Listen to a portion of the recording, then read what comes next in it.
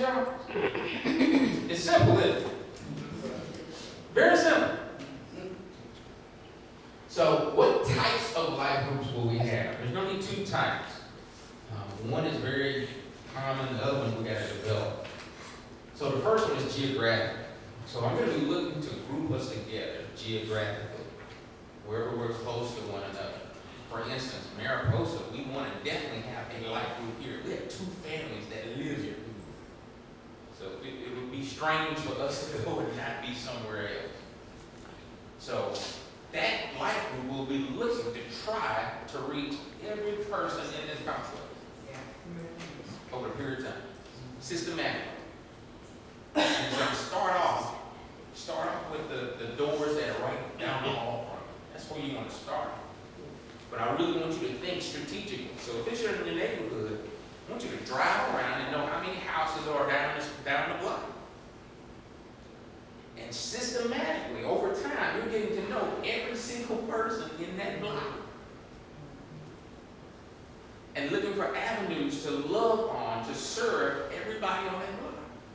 So if you live in apartment 22, you're looking at 22 through 30. 22 through 30, we've reached out to, they're already churched, or they've already told us they don't want to leave. All right, chill. On the left side is 31 through 40. You just move forward. Yes, ma'am. Pastor, do we have tracts or something we can pass out in communities that we're a part of? Well, or any kind of pamphlet or something with the church or who we are or anything. Who's the church? We are. Correct. So whether or not they come to the way of life, it's nice. Go with it, they come to Jesus. Right? And they're going to come to Jesus because you're going to be the track. Your life group is going to be the track. People will know that you are my disciples by how you do what. And so our message is showing them this love. A completely unchurched person, a person of a different faith, a no faith, just reading this track. That's not a high percentage yield. God can use anything. But it's different when you love on that person. I was just trying to think of ways. I just moved into a predominantly high Hispanic community, and trying to think of ways to reach out to those that are unchurched. Absolutely. So that's why I asked if we had tracts of some sort or. So one thing I posted that you can do or anybody can do. I just took some fruit to my neighbor. I got one card back from one of my neighbors saying thank you. All of them were very appreciative, but one went out of their way to even just put in the mail, snail mail. Didn't walk it over. They were right across the street. Sent a thank you card. Okay? And so that was me just showing some love. Hey, I just took over some fruit and said hello. And hey, I can do something else the next day. Or excuse me, not next day, next month. As a group, as a family group, you guys are praying. How can we reach those families? What can we do that will be of value to them? Okay?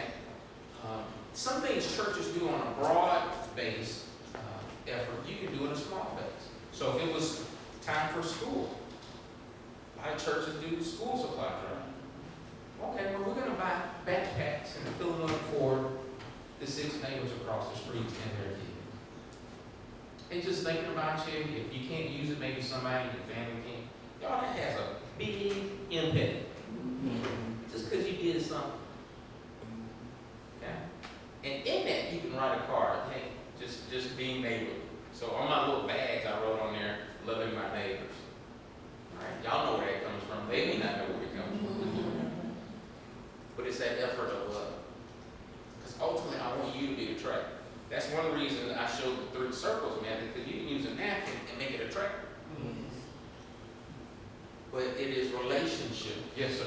You said you got one card back. And what I'm wondering about is, now, do all your neighbors now know that basically your ultimate goal is to win them to Christ? No.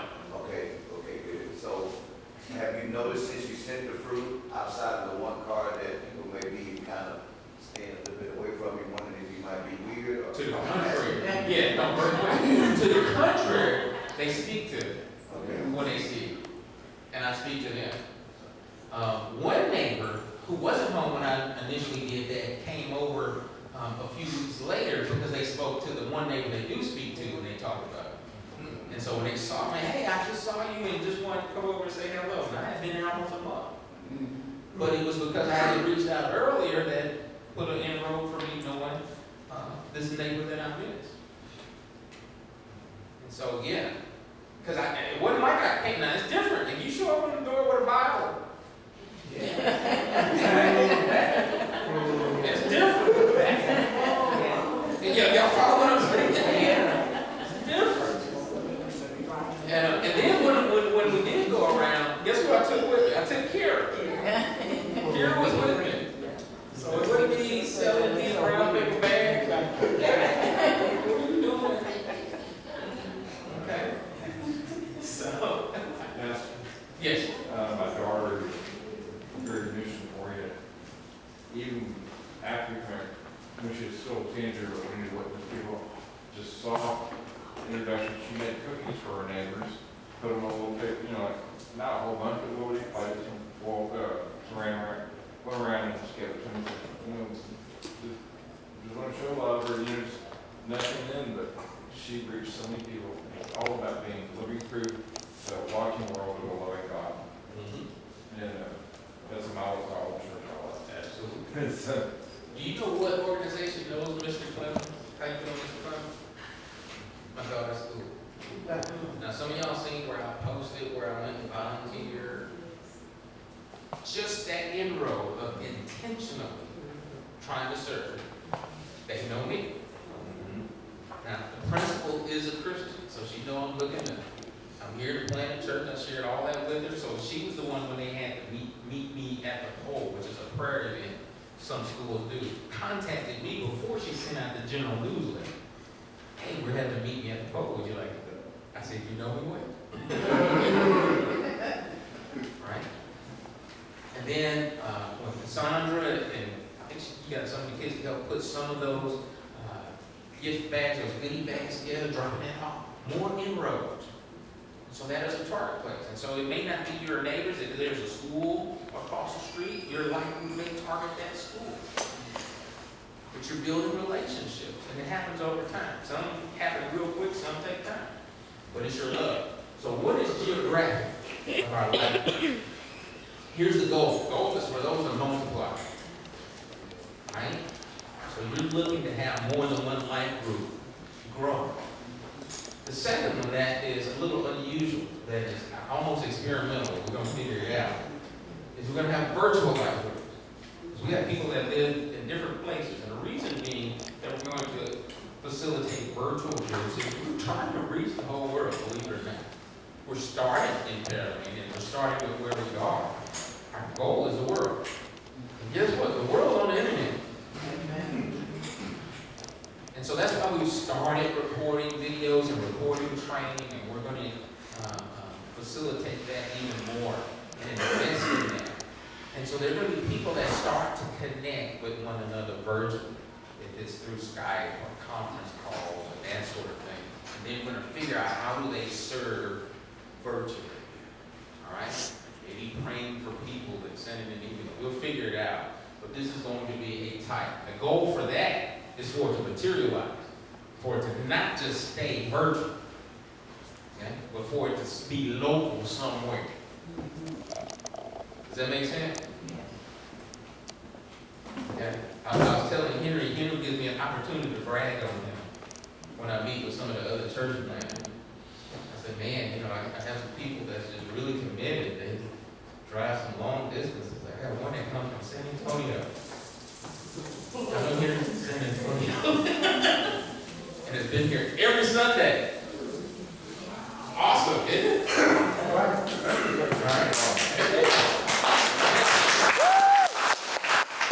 Now, Henry knows I'm not entirely comfortable with that.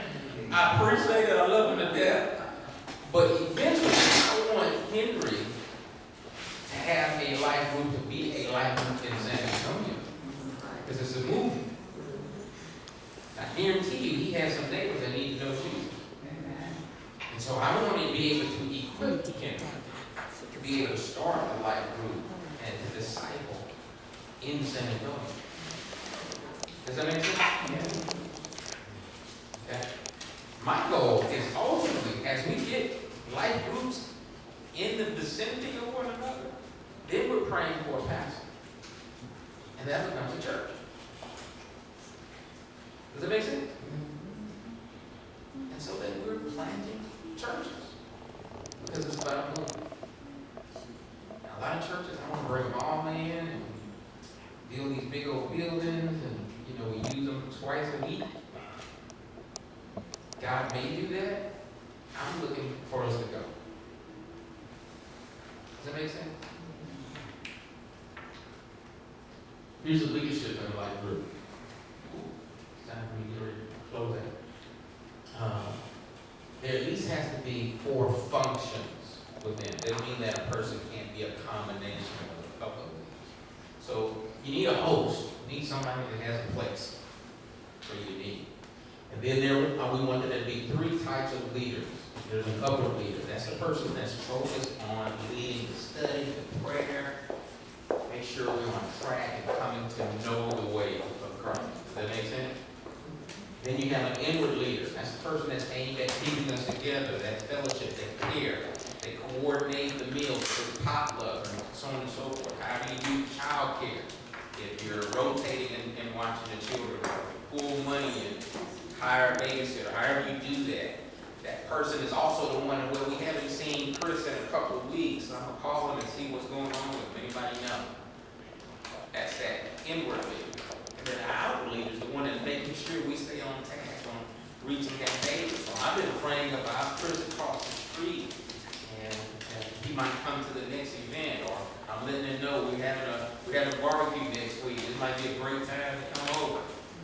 That's how. So it's at least 3 people in a leadership capacity, and each one of them, as the group grows, is looking to disciple someone in their role. So that's how we set up for the multiplication. So that upper leader is training someone else to facilitate leadership in the space. Hey, why don't you do prayer this week? And they get into that role, get comfortable. Okay?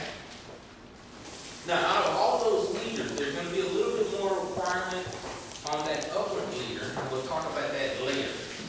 But just because that is a person that may be facilitating teaching. And so we want that person to have that gift set. Does that make sense? All right. But that is the leadership. So this is a reminder from the interest meeting on what we said would be a little bit different about the Way of Life Church. We're gospel centered. We're going to be gospel centered. By the good news, biblical family. Monday through Sunday, folks. Y'all understand that? Okay? One of the reasons I want to take this time in the training, because a lot of people like what we got going with the service at 10:30 with Mary Posa, is they got into Sunday mode. So, we're going to back off Sunday mode. We're still going to do the service, but I'm more focused on you being at the training to get this foundation. You reaching out, relational discipleship, and us forming these life groups. We don't have that happening. We're not long. Y'all understand?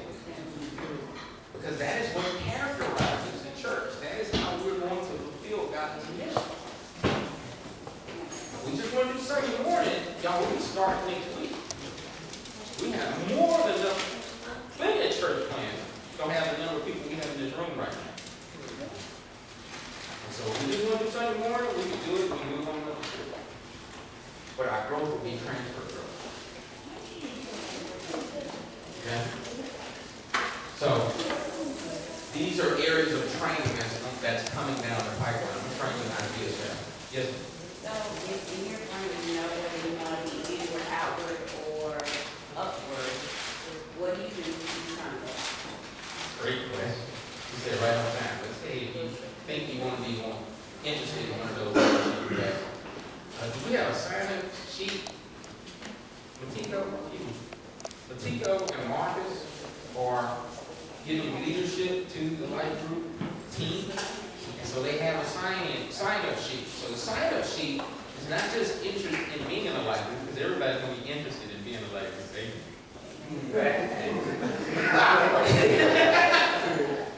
But if you are interested in filling one of those 4 roles, okay, maybe I'm gonna host, but that's the level of responsibility that I wanna have.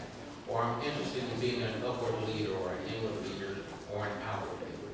And so she has that list, so when we close our training time, I want you to see Tico, or do you want to pass it around? Or? Okay, so it's going to be passing around.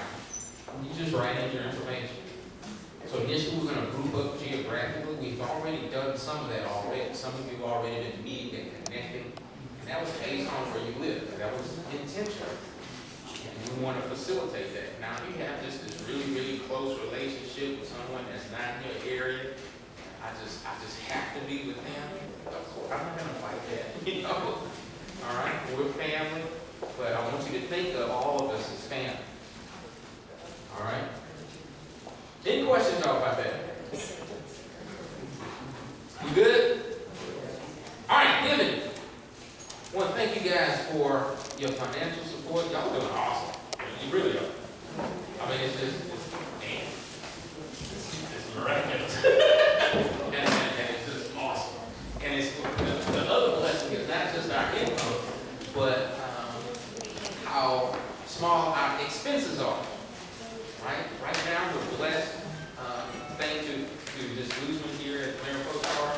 This is rent free. And for many church plans, facility costs are an immediate sort of drain on the purse. And we don't have that. Right? The other benefit is good hope is paying my salary. So we really don't have expenses. It's just the books. When we buy books, that's basically our home, the expenses that we have. We bought a few pieces of